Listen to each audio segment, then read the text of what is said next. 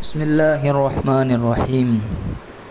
அல்லாஹ் ஒரு ஆயத்தில் சொல்லி காட்டினான், வலா தக்துலு அவுலாதக்கும் ஹஷ்யத இம்லாக்.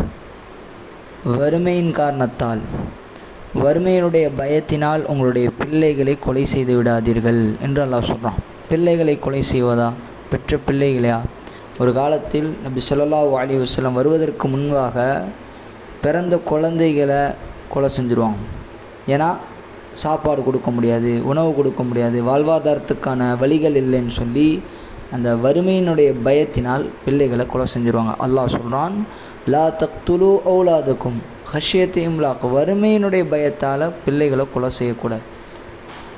அல்லாஹ் சொல்கிறான், நஹ்னு நர்சுகுஹும் வ இய்யாக்கும். அவர்களுக்கும் வாழ்வாதாரத்தை நம்ம தான் கொடுக்குறோம், உங்களுக்கும் வாழ்வாதாரத்தை நம்ம தான் கொடுக்குறோம்.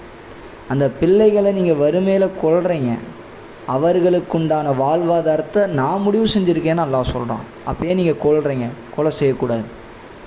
உங்களுக்கான வாழ்வாதாரத்தையும் நான் தான் முடிவு செய்கிறேன், நான் தான் கொடுக்குறேன், நீங்கள் ஏன் பயப்படுறீங்கிற கருத்தில் அல்லாஹ் சொல்லி காட்டுகிறான். இன்றைக்கி இந்த வறுமையை நினைச்சு பிள்ளைகளை கொல்வது இல்லாவிட்டாலும் கூட ஒரு வகையில் உள்ளத்தில் பயம் இருக்குது.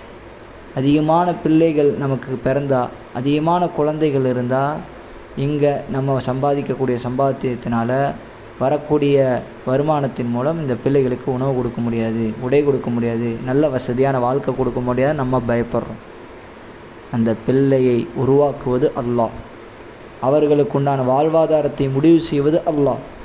அவர்களுடைய பிறந்தது முதல் இறப்பு வரை அவர்களுக்குண்டான எல்லா தேவைகளையும் பூர்த்தி செய்வது அல்லாஹ்.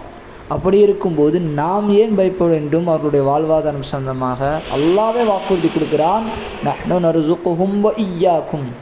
சொல்லிட்டு அல்லாஹ் சொல்கிறான், மீறி கொலை செய்தால் இன்ன கத்லஹும் கான ஹதஅன் கபீரா. அவர்களை கொலை செய்வது பெரும்பாவம் என்று அல்லாஹ் சொல்லி காட்டுகிறான். இப்போ பெரும்பாவம், நாம் அந்த எண்ணமே வந்துடக்கூடாது. பிள்ளைகள் பிறப்பது தான் பல பேருக்கு பரக்கத்தாக அல்லாஹ் வச்சுருக்கான். பிள்ளைகள் பிறப்பதை நபி ஸல்லல்லாஹு அலைஹி வஸல்லம் அவர்கள் சந்தோஷப்படுவார்கள். நாளை மறுமை நாளில் சந்ததிகள் அதிகமாவது. இப்படி இருக்கும்போது வாழ்வாதாரத்தை நினைத்து இந்த பயம் ஒருபோதும் முஸ்லீம்களிடத்தில் வந்துவிடக்கூடாது. ஏனென்றால் அல்லாஹ் சொல்லி காட்டினான், ரிஸ்கை கொடுக்க நான், நீ ஏன் கவலைப்படுற?